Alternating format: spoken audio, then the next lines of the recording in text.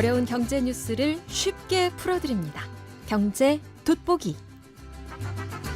예, 경제 돋보기 진행하겠습니다. 오늘은 글로벌 이코노믹 연구소 김대호 소장님과 함께합니다. 어서 오십시오. 네, 반갑습니다. 예, 제가 지금 경제 얘기를 해야 되는데 우리 댓글창은 채팅창은 딴 뉴스로 지금 뭐 정신없이 논쟁하고 계시네. 정치적인 뉴스. 어제 큰 뉴스가 예. 터지는 바람에 예.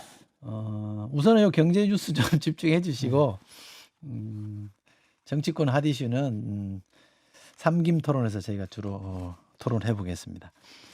자, 경제적으로 트럼프가 당선이 됐는데 왜 우리나라가 지금 경제적으로 난리가 나본 거죠? 특히 주식시장은 장난 아닌 것 같은데요. 그렇습니다. 트럼프의 경제 정책을 뭐 일반 사람들은 8년 전에 일기 때하고 비슷할 것이다. 그래서 뭐 크게 걱정할 거 없다라고 얘기하는 분들도 있지만 이것은 좀 사태를 너무 안이하게 판단하는 것 같습니다. 예. 그래서 일기 때하고 몇 가지 달라진 점이 있는데요. 우선 그러니까 상원, 하원까지 싹쓸이를 했고 네. 또 대법원도 트럼프가 임명한 대법관들이 지금 장악을 하고 있기 때문에 그렇죠. 입법, 사법, 행정을 다 장악을 했기 때문에 거침이 없게 됐거든요. 그것보다 더 중요한 것은요. 트럼프가 지난 4년 동안 절치부심, 자기가 왜 떨어졌냐, 너무 억울하다. 그러면서 바이든에 대한 적개심을 이제 그동안에 우리가 언론을 통해서 본 것은 사법 시스템에 대한 반발 이런 것만 주로 봤지만 그러나 트럼프 대통령이 그 시간에 상당히 체계적으로 칼을 갈았습니다. 그 중에 하나가요. AFPI라는데 이거 좀 우리나라에 좀 생각 있는 지식인들 이거 굉장히 좀 주목해 볼 필요가 있는데요. 아메리칸 퍼스트 팔리시 인스티튜트라는 AFPI라는 연구소를 만들었습니다. 네. 그 연구 지금 흔히 미국의 정치는요. 집권 정당이 바뀌면 헤리티지나 브루킹스 같은 띵크탱크 집단의 쭉 이 정책 어젠다를 모았다가 그대로 추진해가는 이런 성향이 있는데 헤리티지가 완전히 빛을 잃었습니다. 원래 일기 때는 헤리티지가 만들었거든요. 그런데 AFPI가 완전히 헤리티지를 대체했습니다. 그럼 4년 동안 세이브 아메리카를 비롯한 이제 다시 집권하면 일기 때의 실수를 반복하지 않았는데 사실 일기 때는 트럼프 대통령이 눈치를 많이 봤습니다. 워싱턴 정가에 자기가 초심자였기 때문에 이번에 개각을 하는 이 내각을 인선하는 거 보면 우리 언론들은 그걸 충성파, 맹목파라고 얘기하지만 저는 이데올로기 같은 사람끼리 완전히 똘똘 뭉쳤다. 그중에 특히 AFPI에서 같이 정권 인수위원장, 공동위원장 둘 다 지금 그쪽 출신들이고요. 그런 정책이 이제 본격적으로 나오는데 이 정책의 중에서 경제 정책 이게 우리나라에 전 세계적으로 우리나라에 가장 큰 위협이 되고 있어요. 첫 번째요. 관세 폭탄을 지금 예고하고 있거든요. 트럼프 대통령의 전가의 보도, 트럼프 대통령이 아는 경제 지식, 거의 대부분은 전 관세라고 봅니다. 이 관세가 18세기 네. 그 절대 왕정 루이 14세 때 쓰던 것인데 완전히 경제학에서는 물러간 퇴물이었는데 이거를 끄집어낸 사람이 트럼프 대통령이거든요. 관세를 전 세계를 상대로 기본 관세 10에서 20% 때린다 이런데 지금 우리나라는 한미 FTA를 통해서 자동차 같은 관세가 제로란 말입니다. 그런데 그런 거 FTA 관계없이 무조건 관세 때리겠다. 그러니까 FTA를 맺고 있는 나라들의 타격이 크고 특히 이제 우리나라는 GDP 대비 경상수지 흑자 비율이 미국에 대한 흑자 비율이 세계 1등이에요. 그러면 관세 때리는 목적이 미국 무역을 보호하기 위한 것인데 한국이 직격탄을 맞을 것이다. 또 그다음에 겉으로 보면 중국에 대해서는 60에서 200%의 초고율 관세를 지금 예고하고 있는데 이 대목도요. 중국에서 미국으로 수출하는 상당수의 제품이 중국이 한국에서 중간재를 들여다가 수입에다가 가공하고 있거든요. 네. 그러니까 중국의 관세를 때리면 우리가 어부지리를 얻는 측면도 조금은 있지만 같은 패키지로 같이 맞을 가능성이 있다. 그 밖에도 반도체, 자동차, 배터리 트럼프가 구상하고 있는 AFPI가 내놓고 있는 많은 정책 보고서를 보면 한국을 때리겠다는 얘기는 없지만 그 내용이 한국 경제하고 너무 상충되는 겁니다. 그래서 네. 그래서 그게 이제 우리 증시에 영향을 주는 거예요? 그렇습니다.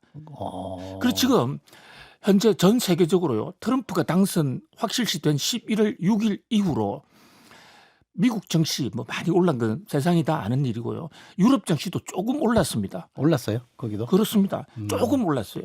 그런데 대만 증시하고 한국 증시만 떨어졌어요. 대만 증시는 조금 떨어졌습니다. 0.5% 정도. 그런데 한국은 지금 7%. 이 단기적으로 7% 떨어진다는 엄청난 하락률이거든요. 왜 그런 거예요? 왜 우리만 그렇게 폭망하는 거예요? 그러니까 일단 트럼프의 정책이 한국하고 상충되는 게 많다. 네. 이것을 이제 우리가 잘 극복하면 위기를 기회로 반전시킬 수도 있겠지만 현 상태를 그대로 두면 일단 한국이 직격탄을 맞는다. 그렇게 이제 볼 수가 있고 그다음에 특히 그중에서 환율이요. 우리나라 지금 환율이 굉장히 많이 오르고 있는데 환율이 오른다는 것은 환율이라는 것은 우리 돈으로 달러를 바꿀 때 적용하는 비율이기 때문에 환율이 오른다는 것은 그만큼 우리 돈의 가치가 쪘기 때문에 더 많은 돈을 내놔야 미국 1달러를 바꾼다는 것이거든요. 그렇죠. 그러면 미국 투자자나 외국인 투자자 입장에서요. 한국의 환율이 오른다? 돈 가치가 떨어진다면 한국 주식을 투자하기 하면 서로 돈을 번다고 하더라도 환율 때문에 환차손이 더 크죠. 앞으로 환율이 더 오르면 외국인 입장에서는 직격탄을 맞거든요. 그래서 외국인들이 일거에 빠져나가고 있는데요. 거기다가 또 하나 더 큰 요인이 과거에는 이 외국인들이 빠져나가면 그 빈 공간을 개미들이 메꿔줬습니다. 싸니까 사자. 네. 그런데 지금은 상황이 다른 게요. 이 자본시장 자유화가 되면서 우리나라 투자자들이 컴퓨터만 통하면 언제든지 미국 주식을 바로 살 수가 있어요. 네. 그렇다 보니까 과거에는 미국으로 이민 가기가 어려웠는데 요즘은 컴퓨터를 통한 주식 이민은 바로 가능하기 때문에 한국이 전망 없어? 외국인이 빠지면 우리도 빠져가자. 이거 외국인이 갇혀 빠져가는 겁니다. 그러니까 한국인이 빠져가니까 외국인들은 그걸 보고 또 한국 주식을 덜 사게 되고 거기다가 국내적으로 또 하나 문제는 우리나라 정권시장의 오랜 고질적인 문제 그 문제의 쪼개기 물타기 이거요. 두산그룹 같은데 최근에 두산 박해 같은 이런 회사가 좀 잘 되면 그 회사를 다른 데 뭉치기 해서 뭐 우리 LG 에너지 솔루션이라든지 여러 회사가 배터리가 좀 잘 된다고 해서 배터리를 하는 LG 화학의 주식을 샀어요. 그런데 그 오너가 그 배터리 회사를 따로 떼내 가지고 다른 데로 돌려서 대주주들만 이익을 보고 소액주주들한테 자꾸 피해를 주는 이런 쪼개기 물타기 이게 최근에 또 이슈가 됐거든요. 그러니까 한국 주식은 한국 경제가 꼭 나쁘다기보다도요. 한국 주식에 투자했다가는 그런 쪼개기 물타기에 희생당할 수가 있다. 아예 피하자. 이런 여러 가지 요인이 한꺼번에 복합적으로 지금 연결되기 때문에 한국 주식으로 정권시장으로서는 좀 비상 상황이다. 이렇게 볼 수 있습니다. 그래서 밸류업이라는 걸 한다는 거 아니었어요? 밸류업을 근데 한다고 말은 했는데 말만 했어요? 무슨 밸류업을 했습니까? 밸류업을 한다고 하고 말을 안 했기 때문에 오히려 밸류업 기대가 실망으로 이어진 거죠. 거기다가 사실 엉뚱하게 검투세 때문에 주가가 떨어진다. 이렇게 정치적인 공세를 해가지고 저는 뭐 여당 야당 어느 한 편을 두고 싶지는 않습니다만은 경제학적 이론을 보면 검투세 때문에 주가가 떨어졌다는 것은 완전히 황당한 정치 논리입니다. 그렇다면 검투세 안 하기로 합의했으면 그동안에 떨어진 거 조금 만회라가 돼야지 않겠습니까? 엉뚱하게 그러니까 원인 진단을 잘 못했다. 그런 면에서 가장 큰 문제가 한국에서의 그 소액주주들 좀 될 만하면 그 주식을 그 쪼개기 물타기에서 빼가니까 장기 투자하면 손해를 보는 이런 상황에서 아예 지금 투자 이민이 쉬워진 상황에서 이거 못 믿겠다. 대주주들 횡포를 못 믿겠다. 아예 도망가자. 최근에요. 서학 개미들 투자 금액 증가 속도가 한국 증시에서 이탈하는 속도보다 더 큽니다. 상당히 심각한 상황이에요. 그래요? 어젠가요 왜 좀 뜨거운 뉴스였는데 삼성에서 왜 자사주 매입 10조인가 하겠다 그래서 주가가 조금 올랐다는데 주식 삼성 주식 주가가 이건 어떻게 보세요? 효과가 좀 있을까요? 그 삼성이 이제 이틀 전에 4만 전자로 떨어졌습니다. 그러니까 많이 떨어졌대요. 4만 전자가 4만 원대로 떨어졌다 해서 4만 원이라는 얘기도 있지만 죽을 사자를 써서 삼성은 죽었다. 이래서 정권가에서는 죽을 사자 4만 전자를 쓰기도 해요. 아, 진짜 그래요? 그렇습니다. 그러면 안 되는데. 삼성전자가요. 2016년에 액면 분할을 통해서 지금의 주식 가격 체계로 재출발을 했는데 그때 재출발할 때 주가가 5만 원이었습니다. 네. 그렇다면 8년 전에 5만 원 했는데 4만 전자로 떨어졌다는 것은 완전히 과거로 돌아갔다. 그러니까 마지노선이 무너졌다 이렇게 볼 수가 있죠. 네. 그래서 이제 자사주를 무려 10조를 사겠다라고 발표를 했습니다. 오죽 답답하면 자사주라는 게 자기 주식을 사겠다는 것이거든요. 단기적으로 효과는 있을 수가 있어요. 사 들어가면. 그런데 자사주는 일단 사서 그것을 불에 태운다는 소각을 해야 효과가 있어요. 네. 그다음에 두 번째는 자사주를 산다는 얘기는 시장에 삼성 주식의 공급 물량을 줄여서 수요 공급에 따라서 가격을 좀 올리는 효과가 있지만 그 대신에 자사주 사는 데 대해서 삼성전자에 돈이 들어가거든요. 그러면 삼성전자의 결국 순이익이 재산 가치가 떨어지는 거예요. 그렇기 때문에 일시적인 효과지 근본적인 대책은 아니다. 그리고 두 가지 측면에서 볼 수 있어요. 얼마나 급하면 삼성전자가 10조를 투자했겠냐. 그래서 그만큼 심각하다는 거다. 그래서 부정적인 시각도 있고요. 그러나 단기적인 물량을 좀 해소하면 불안감을 해소할 수가 있다. 그리고 기본적으로 삼성이라는 회사가 근본적으로 아주 나쁜 회사가 아니기 때문에 지금은 굉장히 엄청난 겨울을 지나고 있지만 그래서 자사주 물타기를 하면 좀 살아날 수도 있다는 이런 기대감 이게 지금 서로 교차하고 있는 상황입니다. 어쨌든 삼성전자가 우리 경제에 차지하는 비중이 있으니 살아나야 되잖아요. 그죠?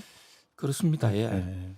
근데 뭐 이거 뭐 자사주 이걸로만 해결이 안 되겠지만 어쨌든 뭐 안간힘은 써봐야 되는 거잖아요. 정부도 그렇고 기업도 그렇고. 예, 보다 근본적인 물론 자사주가 급한 불을 끌 수 있어 시장의 분위기를 바꿀 수는 있겠지만 보다 근본적으로는요.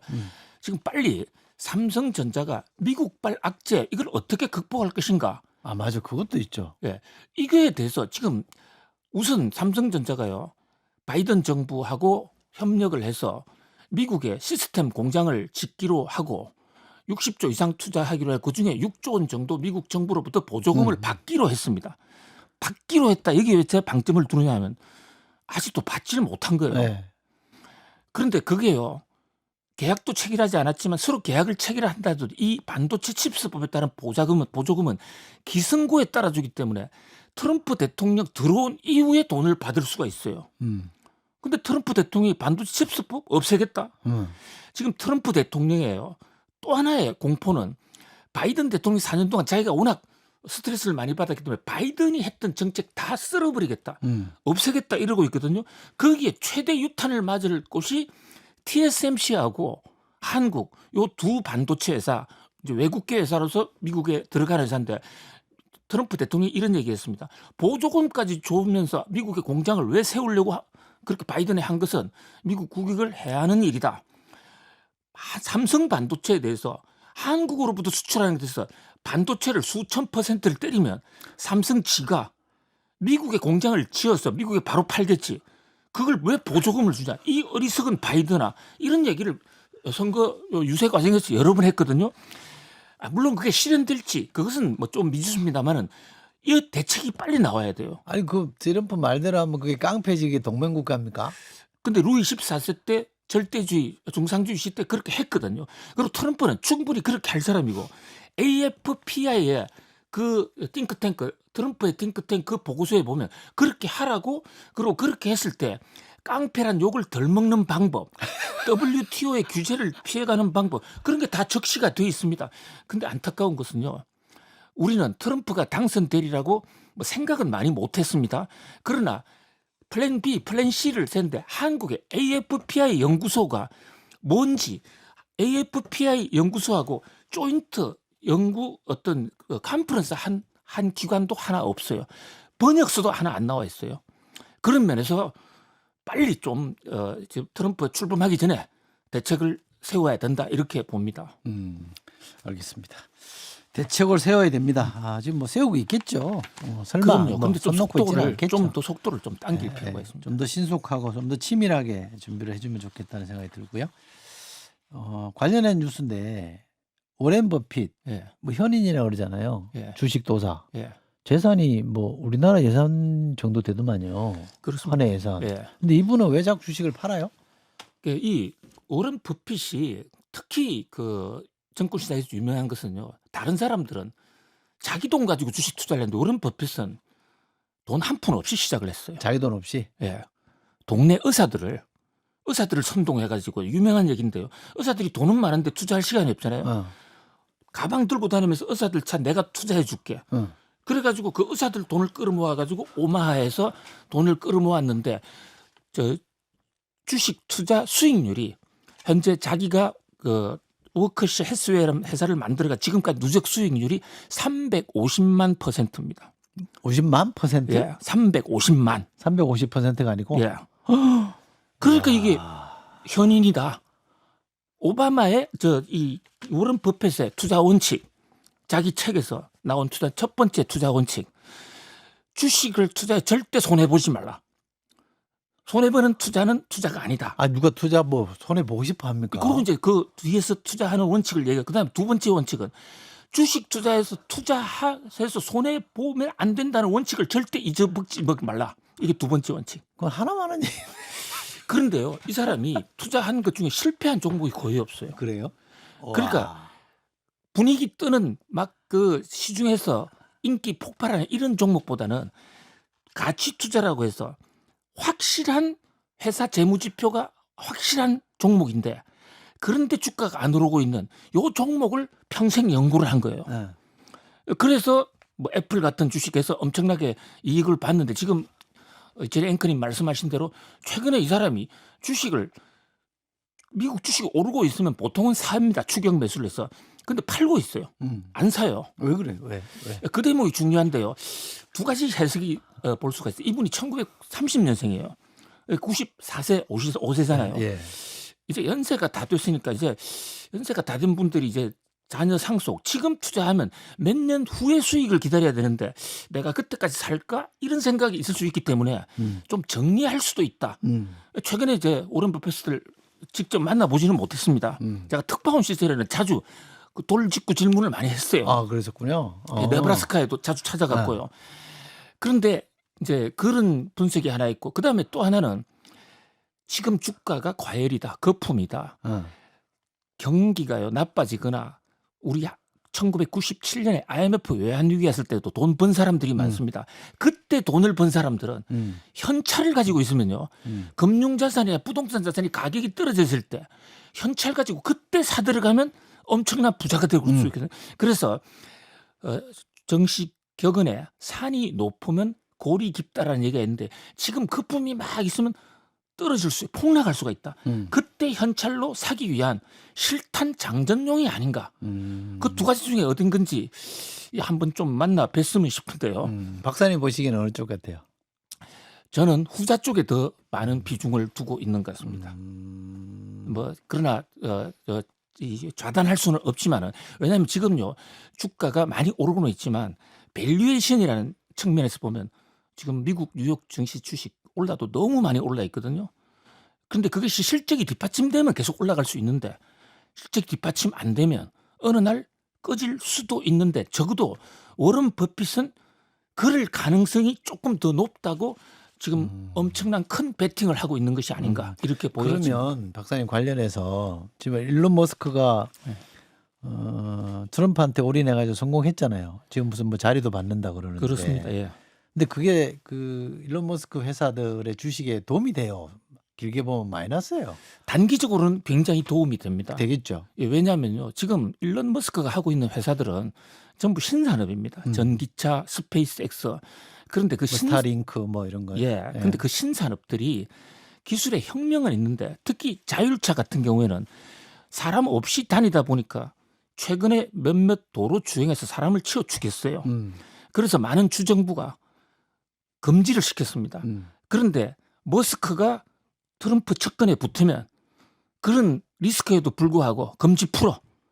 그리고 로봇 택시 같은 게 막 굴러다니고 시장 진출 속도가 빨라질 겁니다. 주가가 굉장히 빨리 오를 가능성이 있는데 그러나 이게 어디까지 갈지 어느 순간에 폭발할 수도 있어요. 왜냐하면 그렇게 했는데 그 로봇 택시가 사람을 죽이는 사고를 계속 내면 트럼프 대통령도 그것을 영원히 받아주지 못할 거고요.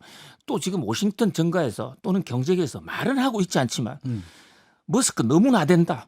너무 까불어. 근데 정권 초기에는 말을 못해요. 그러다가 어느 정도 하나 실수하지 않습니까? 한 칸에 날아갈 수가 있다. 뭐 이런 리스크도 있다고 봅니다. 실수할 때를 기다리고 있군요. 그렇습니다. 그때 되면 이제 확 달라들겠네. 예, 모든 리스크를 다 안고 그리고 트럼프는 그것을 머스크의 때문에 내가 오판했다 그러면서 머스크를 손절할 가능성이 높다는 것이죠. 제가 좀 전에 내기했는데 조윤주 캐스터랑 예. 둘 사이가 원만하게 계속 갈 거다. 아, 중간에 깨질 거다. 예. 박사님은 하실래요? 뭐 저는 깨진다는 쪽에 훨씬 더 큰 시기가 문제지 깨질 가능성이 매우 높습니다. 그럼 저랑 같은 편인데. 하나만 더 여쭤볼게요. 트럼프가 왜 조선업 한국하고 조선 쪽으로 뭐 협력하자는 얘기했는데 그거 잠깐 설명해 주시죠. 1998년에요. 예. 트럼프가 한국에 왔습니다. 예, 맞아요. 왜 왔느냐? 요 트럼프 월드. 예, 여의도 있는 거. 예. 그죠? 그때 이제 김우중 회장이 예. 도산 위기를 맞고 있는 한국이 IMF 상황이었습니다. 그 트럼프 상호를 어떻게 좀 이용해서 한국에 두상복합 아파트를 지어볼까 해서 트럼프를 초청했는데 그때 트럼프가 별로 유명한 사람이 아니었기 때문에 대우그룹에서는 홍보가 안 되니까 기자들을 많이 초청을 했어요. 네. 그 기억이 좀 생생하거든요. 그때 이제 트럼프 대통령한테 대우가